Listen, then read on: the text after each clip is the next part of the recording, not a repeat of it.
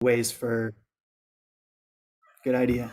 Um, and then another section you might have following that is who's going to enforce this? How are we going to enforce it? Are there going to be legal penalties for violations of this code? And also, what is the appeal process for people who have um, for people who want to appeal those violations? Um, Last section I'll mention that's pretty common in code is a severability clause, and basically this is just saying if there's a certain part of our code that is somehow deemed that's nullified, that's ineligible, that a court says is unconstitutional or whatever it might be, that doesn't nullify the rest of this law. It just nullifies that one section. So that's a good way to, again, prepare to be imperfect. So that's the general content that you might find. Now let's dive into some of the ifs, ands, buts, the scenarios. It's just you really can't know what's going to happen all the time. So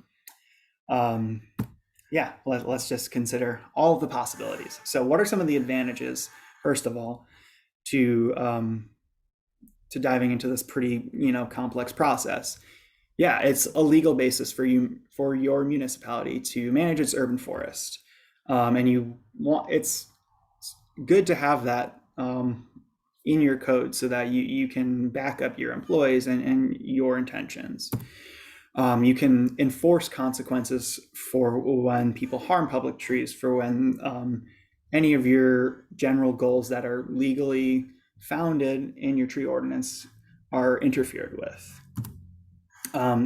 Once something's in the code, now your elected officials are legally bound to address them. So it's a really good incentive to basically force the powers that be to have to budget for urban forestry for the practices that you've now codified. It's in certain cases you might use your tree ordinance to direct private tree owners to follow the standards that you're and pursue those goals that you've set out for in your tree ordinance. And then a really significant, it's a big achievement to pass an effective tree ordinance because maybe you've had people like volunteering on your tree board, for example, who have really been pushing things forward on their own impetus. Once you codify something, now what those people have been doing in theory is now in your code. It's precedents become mandates, like I've said there. So those are some advantages. But why do we need to be careful? So initially this slide said, forestry is not black and white. And Dan said, do you mean forestry or do you mean arboriculture or what? And I said, yes.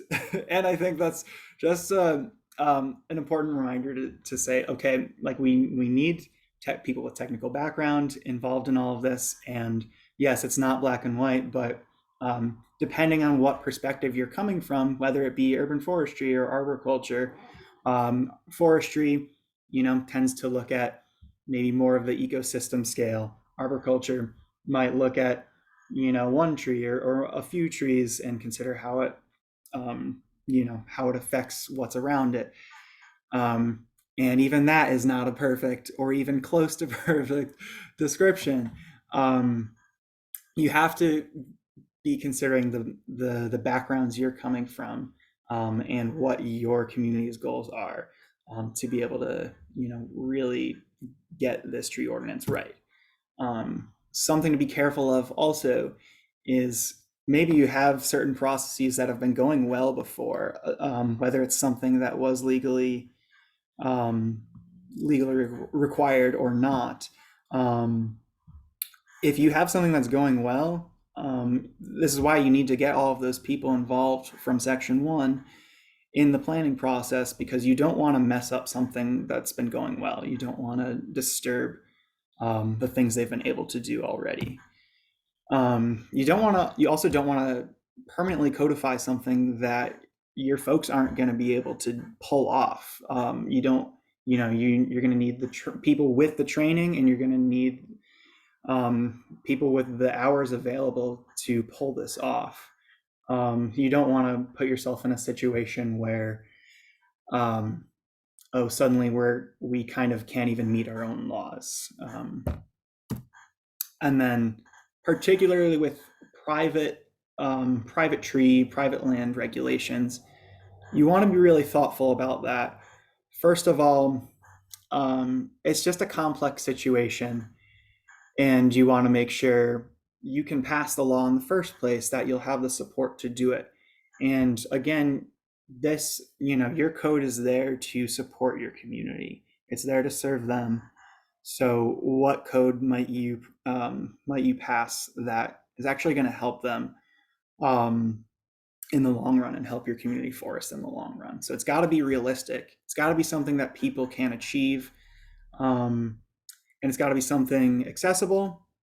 And I always wonder, is it better to enforce something, or is it maybe better to first educate people, offer resources, optional resources, incentivized resources, before requiring certain things, before maybe pursuing penalties for not following those ideals? Ultimately, there's always going to be unexpected scenarios, and legal code tries to be black and white often. I think it's pretty tricky in certain scenarios to know how to administer things just based on one or two words. So, but fortunately, there are tools you can incorporate into your language to try to be prepared for the unexpected, to be prepared to be imperfect, and to let the humans behind your code, administer things in a human way, and really think about it and have conversations. So, first of all, something you'll see a lot of this in Glen Cove's, phrases like this. You may not do this, but having these kind of backups, saying we have people on our staff who can we have elected officials who can, give people permission to do different things. Basically giving you a way out of things, of certain mandates and whatnot, so that if you have, a municipal forester or an arborist, a city arborist on staff, they can use their judgment, and their skills and background to say, actually, in this case, maybe we want to do it a little differently. So it's really important to have phrases like this mixed in. And so then back to that purpose and intent section, that's, again, if you mess up, or if someone doesn't know how to interpret something, this section can really serve your ordinance well in the long run. And you want to have multiple authorities. Often there's advantages to that, such as we have different people from different backgrounds who are seeing different things in their day-to-day work, who can, maybe one group is reading the permits, for example, and another group is approving the permits, or maybe the tree board is giving recommendations to the code enforcers who are approving the permits or not. Things like that. Just think checks and balances. How can we have multiple people involved? Now, you don't want to put too much red tape around your own staff too, so it's important to be careful there. But like I said, you want to give the humans behind your code the chance to make human decisions. And then a permits and appeals process is also, it can be a good tool. Again, you want to be really careful and smart with it. But this is a legal, structured way to have people, request things, disagree with things. And ideally, if you have the right people, involved with all of this, you can find the right way to address certain unexpected scenarios. And so the example we were talking about on our team meetings was, often you'll find in tree ordinances these requirements for as soon as you remove a tree, you have to replant it. It has to be the same kind of tree. It has to be in the same place or nearby. It has to do the same thing. And obviously, that's not always right. So there's a lot of, so let's use this as a way to consider, some ways out of that, or some ways to be prepared for something so variable. So you've removed a tree. You first of all, you might use that language we mentioned before. Now you are required to replant, where practical, as directed by an expert on our team. You're basically saying we're going to have knowledgeable people involved in this decision as to whether we even do it or not and how we do it. A plan of mitigation measures is a nice phrase that I believe I found in Oyster Bay's ordinance, and this was part of their permits process. But I kind of liked this phrase because it's saying, okay, you're applying to remove a tree. What is the process by which you're going to mitigate the loss of that tree? And after this phrase, they offered, basically a bunch of examples, including but not limited to. So it could be replanting, but also maybe there's a stream nearby, maybe there's certain habitats you're worried about.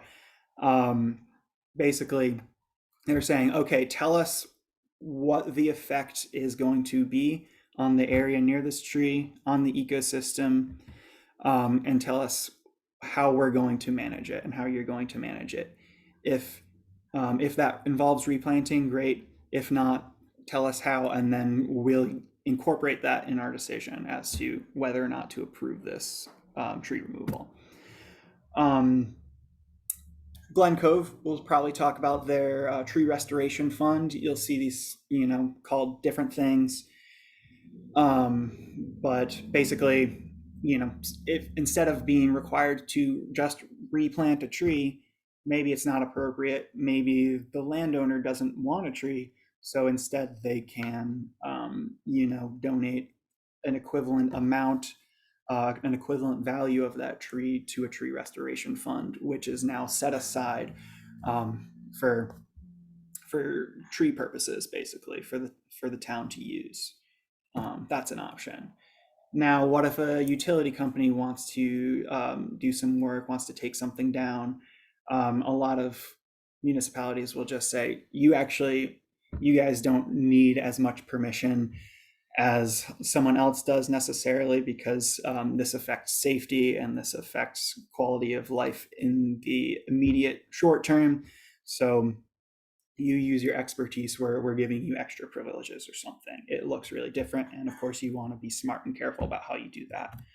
And then there'll often be language saying, except in case of an emergency, things like that.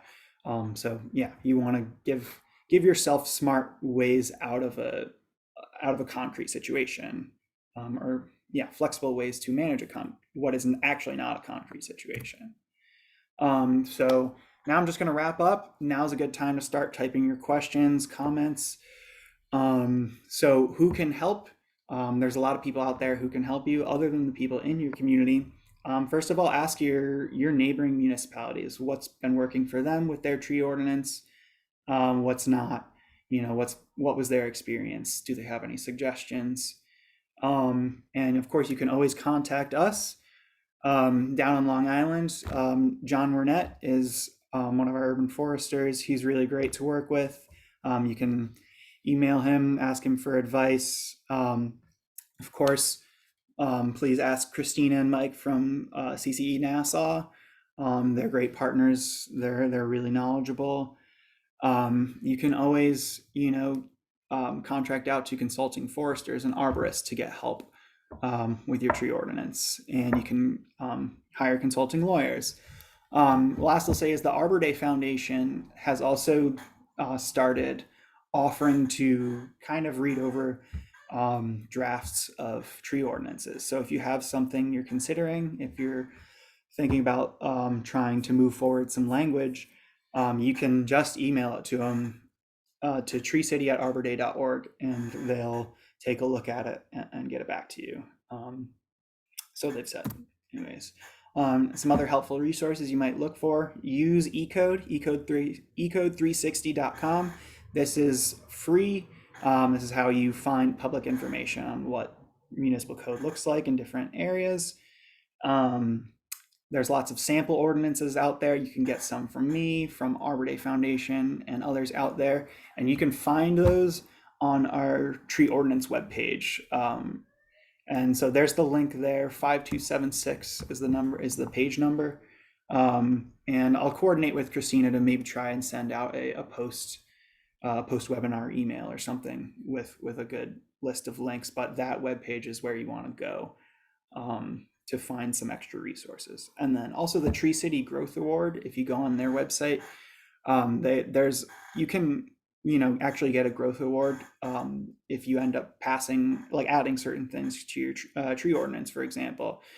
Now, I would basically say do that in on the second hand, do that in retrospect, perhaps. If you've already been planning on adding one of those clauses they've listed there, well, what do you know? Now that you're already doing that, it's probably worth applying for a growth award because you can get that recognition.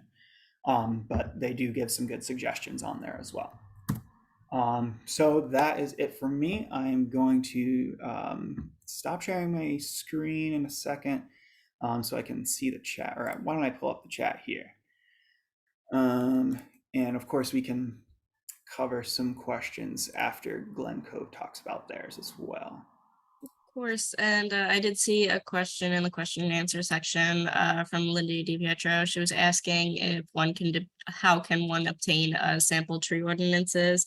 So of course, as we discussed, there is through also the DEC website has a full link with that. And then also on the Arbor Day Foundation, they have in their resource database 2 separate ordinances. One is a sample tree ordinance for communities that have a tree board or a tree committee or something of that nature. And another tree ordinance is for communities that do not have those. And both of those sample ordinances are completely annotated, meaning that they have ability to have not only just this is a sample, but little red lines on the side that explain what's the importance of this section and what you can add, what you should add, or all those kinds of fun extra details to really support the creation of your own tree ordinance. Let's see. There's another. I just want to do a few questions and then we can go into the example from the city of Glen Cove. So we have Edward Haleman from, I believe, the village of Brookville. Yep, it says, in the village of Brookville, we are receiving numerous tree removal requests to remove trees for the purpose of installing solar energy systems. As the government is encouraging solar energy, this has become an issue in our village. Do others face this matter? And he's the planning board chair from the village of Brookville. In my experience, I've not heard much about requests for tree removals for installing solar energy specifically. I feel like that's definitely a unique example. I think a lot of communities do have a community relationship in terms of being asked to remove tree removals. I'm not sure if these tree removals are from property owners or from other sources, but I think this is something that I think all communities deal with in one way or another, mainly that it's being asked to have trees removed. And I think having some sort of guidance on that can be helpful to your communities if they have a process rather than keep getting the questions. And so even just having a discussion with your community leaders, having a meeting of some kind, if you're noticing these tree removal requests are becoming more, this summer or this month, it might be a good idea to hold a town hall meeting or something of that nature to discuss it, to give them a process in which they could do that if that's what they want, and to also make sure that you're saving the trees that are in your community and making sure that where everybody kind of stands on it, and maybe do a presentation on the importance of trees if people aren't really exactly aware of them so far. That's my take on it. Anybody Yeah, else? I would add. Gloria talks all the time about this scenario, um, where this is like a situational scenario, and this is why you need like um, people who can make these decisions. Um, on a case by case basis. And Gloria gives this example all the time of a church, I believe, that was considering taking down a tree to open up space for solar panels. And I guess this person was able to use iTree, this online tool, to basically show, okay, well, sure, you could, there would be some advantages to having that solar panel opportunity, but here's also all the quantifiable things that the tree is doing for your church, your building. So it's just like a very complicated situation. And yeah, this is a good reason why you want to be. This is a great question, honestly. I love this kind of comment of saying, what's everyone else seeing out there? We got to be doing that as a community. Do you have anything you want to add, Dan? Those were two great points as far as trying to analyze what's the benefit from the solar versus the benefit of the trees or the loss of the trees. And locally up here, my town's actually kind of dealing with a little bit of this as far as not only on the commercial level, but the larger solar arrays. How are they going to, as far as where do they want to have these arrays? How much are they willing to displace as far as having tree removals? And then on top of that, the visual effect of having these solar panels or these solar arrays put in, what type of screening in. So I actually just outside of work kind of threw my 2 cents in as far as being a forester and arborist, and they actually did kind of change their screening, the vegetation requirements for around the larger solar arrays. But then as far as they are looking at as far as for homeowners, what is that visual impact going to be also? So they're addressing the visual impact of not only removing the trees, but now either putting panels on the roof or putting panels on stands. Potentially, what are the visual impacts for neighbors? So in some cases, I know in a couple of towns here in upstate New York are requiring some sort of visual buffer, whether that's trees, shrubs, something that will affect the use of the panel or the panels themselves, but also will be a big impact for surrounding neighbors. Thanks, Dan. I want to leave an extra minute if there's anybody that had any other questions or things of that nature they want before we kind of turn it over, have a few back and forth discussion a little bit with the city of Glen Cove. But before we turn it over, is there anything else people wanted to ask before we get a little bit of an experienced example from somebody who has a community tree ordinance already?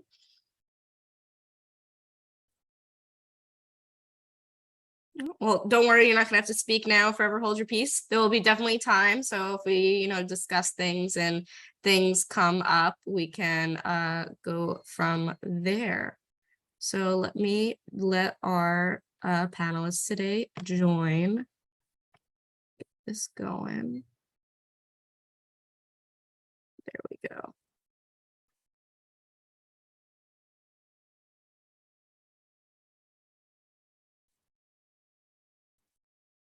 All righty. Liz, are you available right now?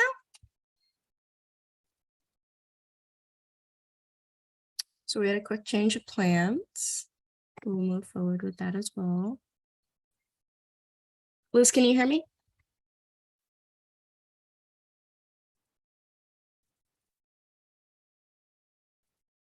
Mm-hmm.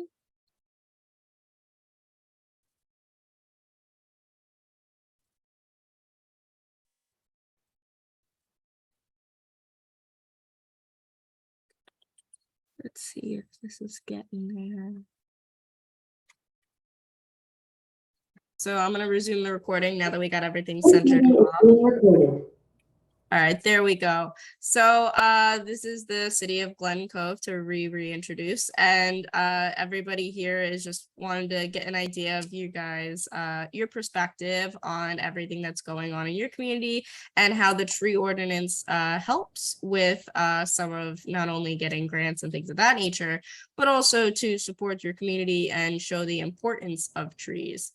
And I know we asked a question, or somebody asked a question earlier about how trees can, have sometimes requests for tree removals, things of that nature. What is the experience in Glen Cove in terms of tree removals or people valuing the importance of trees with or without the tree ordinance, if any of you have that experience? Are you asking about city trees or private trees? Let's go with the city trees first. Yeah, so, hi, my name is Keith Simpson. I'm a labor foreman with the city of Glen Cove. Mhm. We have a lot of requests for private, city trees that come through. And it seems like people kind of like learn the system, right, of how to get something removed. Mostly with like a request saying that their sewers are impacted by tree roots or something like that, and then we make them provide, some type of financial disclosure of their bills with the word, significant financial hardship before we do it.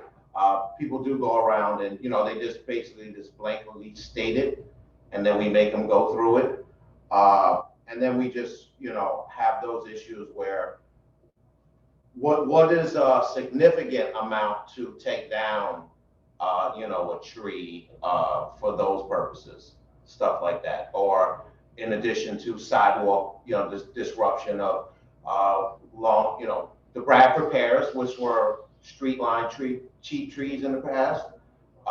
We get those requests for removals because at the time, without technology and the information that they were just easy to line the streets, but we find out now they're not the best trees to be lining streets. Or years ago, with no oversight, people would always, we would get these things, oh, I planted this tree 50 years ago and it was this small and 3 feet high. Now it's a oak, a 60-year oak in a 3-foot utility strip that is impacting sidewalks and stuff like that. So we do have, there's nowhere in Glen Cove that you can look up and do not see trees.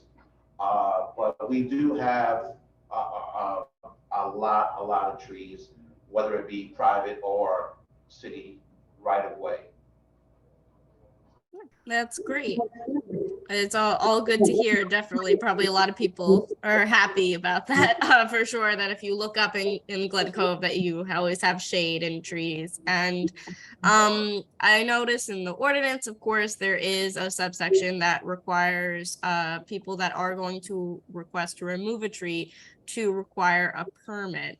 Do any of you would like to talk on how either that has supported just either awareness of what trees are being requested to be put down, and as well as some of the incentive behind that and how that can support your activities, as well as kind of keeping everybody aware of the importance of the trees and how that request for a permit can support those activities as well?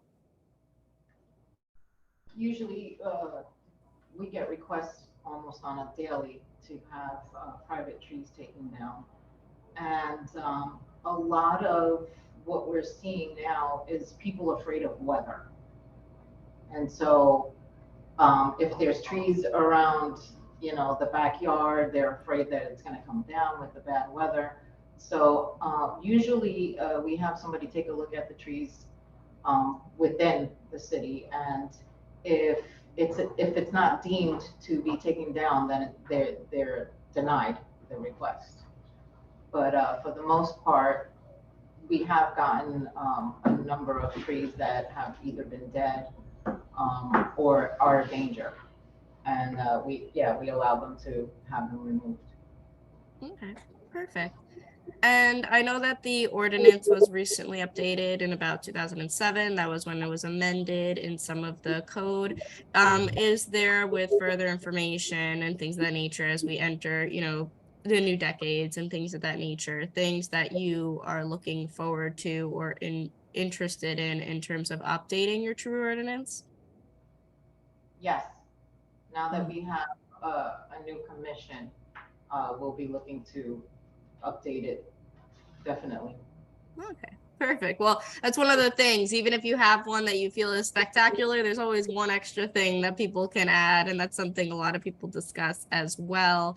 Another question I wanted to ask is, how does your residents and your community respond to having a tree ordinance and having those specific guidelines in place of what a definition of a tree is, and the importance of more mature trees, as your ordinance outlines, trees that are over 8 inches at diameter per breast height. Those ones are considered trees that if they're removed, there has to be permitting and things of that nature. How does the community members respond to those importance placed on trees?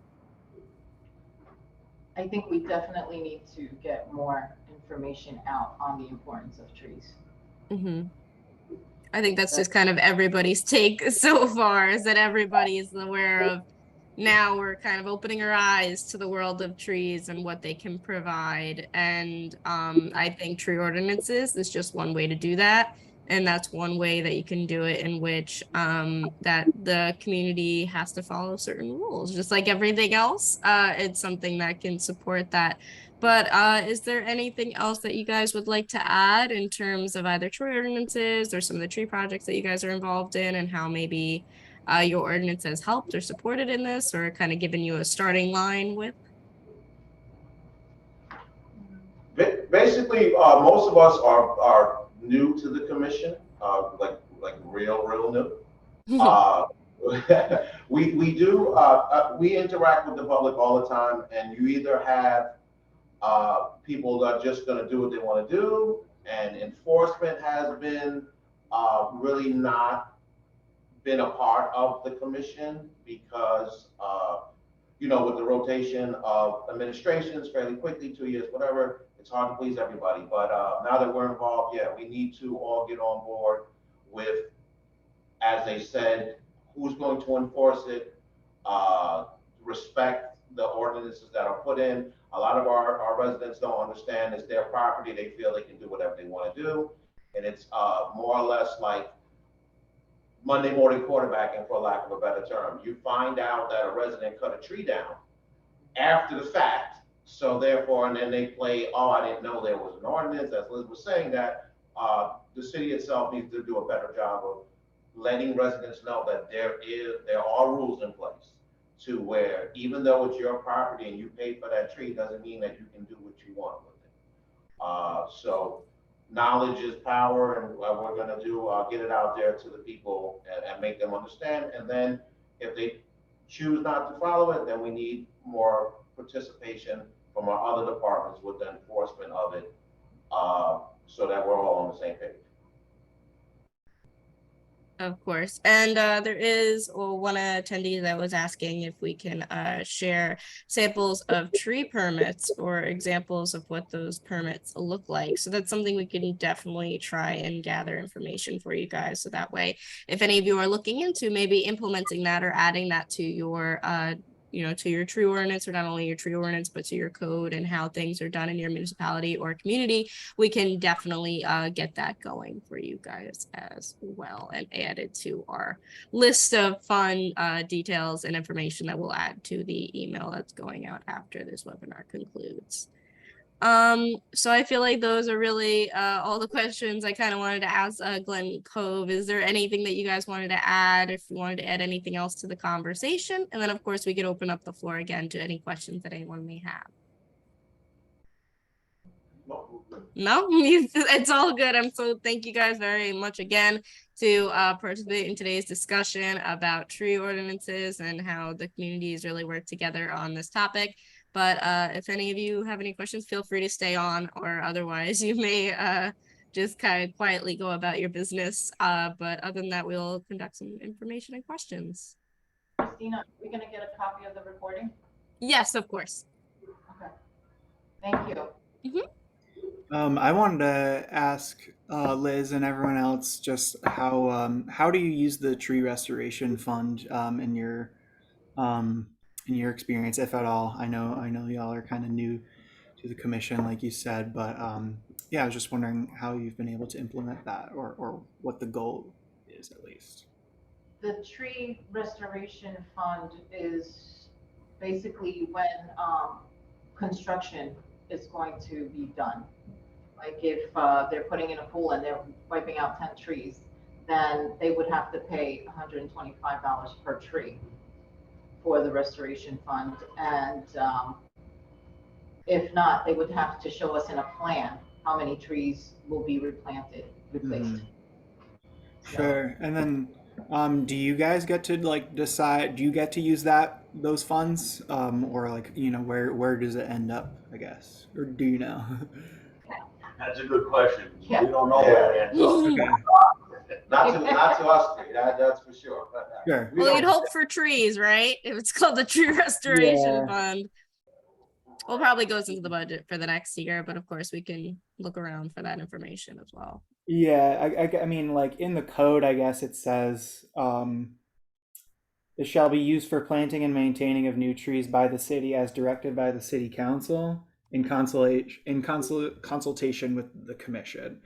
So at least you have legal, like grounding to say you guys have to like go through us or something. Who knows what? Yeah. So, but it's cool you have it. Go ahead. Say at this point, as well as being new, that it's more important to the maintenance of the trees that we have now. Because once again, we're a large city with more trees than a little bit, so we are, most of that money, from what I see, has been towards the maintenance of keeping what we have now.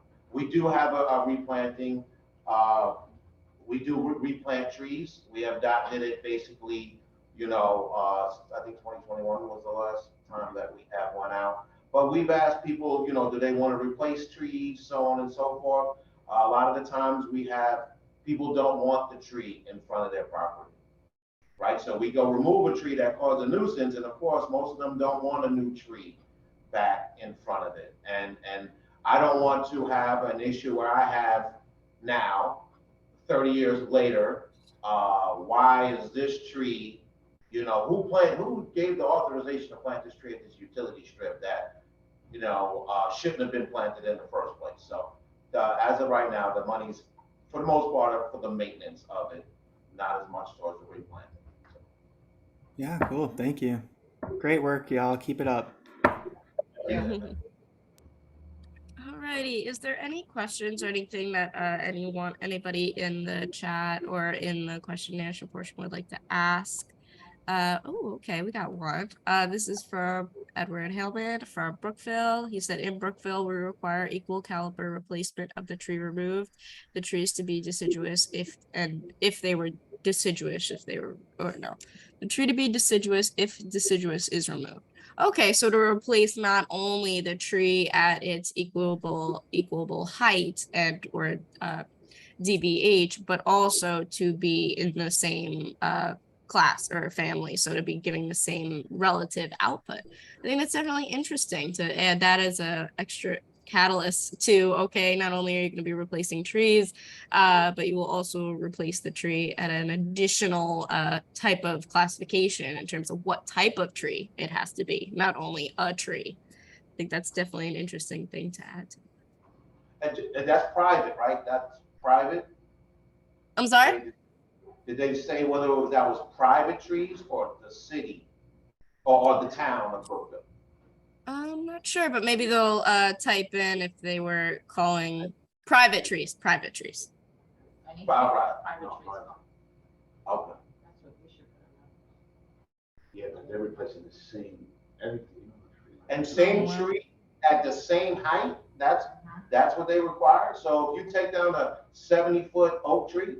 No, equal caliber replacement, meaning the tree will grow to such a height of the tree removed, and it would be of the same type. So if it was a deciduous, it would be I would deciduous. say that's very costly. We don't have to buy. I don't think it's gonna be hard to replace, an 80-foot tree like a Rockefeller kind of tree in the middle of, the city center. It's a little interesting, but All right, though, if you said you got to replace it with an 80-footer, then you don't Yeah. replace it. And you also don't take down the old one, so. Well, they're much stricter there than most, a lot of villages. Yeah. All those incorporated villages, you just can't do what you want to do. all right, we got a question here that's saying, how do you suggest we notify the residents of the amended ordinance and or code? So with that, it's generally it would be a good idea is to allow for a time to hold a town hall meeting or something of that nature, in which the residents would be able to put their take in onto the amended ordinance, or to be aware of it, a notification time frame in the same way that you see in larger municipalities or communities. It's definitely a good idea to have them part of the conversation. It gives people ownership of what's going on in their communities. But that's just my suggestion. And of course, we'll have, it seems that Matt is typing an answer to that as well. Okay, so for what Brookville was mentioning earlier, they were saying it's the equal number of trees. So a 50 caliber would say 10 trees at 5 caliber. Okay, so replacing it over time as well. So it would be of those 5 trees. It's a good idea, definitely. So I guess it would make it harder for somebody to cut down that 50-foot tree, because then that would mean they'd have to replace it with 10 trees that are 5 caliber or something to that effect. Definitely a good idea. 10 of them are 5-inch caliber. Right. That'll give you the 50-foot. Obviously, you're not getting 50-foot height, but you're gonna get 10 trees at 5-inch caliber. That's your 50. That's what you're saying. That's what they want. So nobody cuts trees there. It's rare. Yeah, I bet it would be harder to cut trees over there. 2 years back in one town, there was a guy in a paper, homeowner cut down 10 trees. He had over 100,000 miles in points. Alrighty. Does anybody have any other questions or comments or things that they would like to see our idea or concept about? I could check the chat as well, see if there's any in there. Make sure everybody was able to chat. Okay. Not seeing anything yet, but of course I know sometimes it takes time to formulate those questions and type them in, but let me know if there's anything specifically.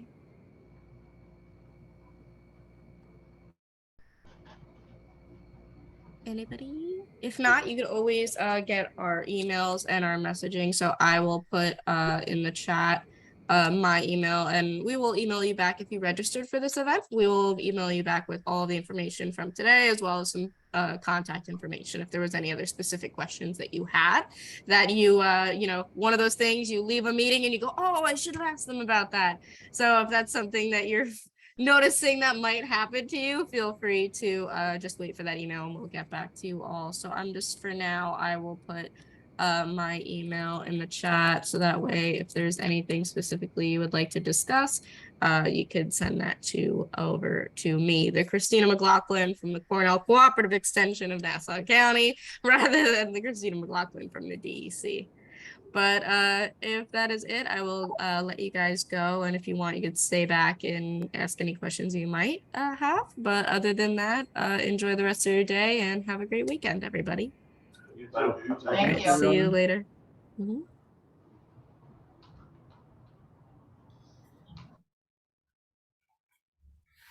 Thanks for putting this together, Christina. Of course, no problem. It seems like everybody's going to just clear out a little bit. So maybe we'll get some questions later. But I think it was very productive, and I hope a lot of people learned from it. Mm-hmm. And thank you both very much for participating and being a part of it, especially with all the technical difficulties we apparently had today. Yeah. So thank you for rolling with it. Yeah, that's always a tough moment. Good job, way to handle it with poise. You try, that's what you have to do, right?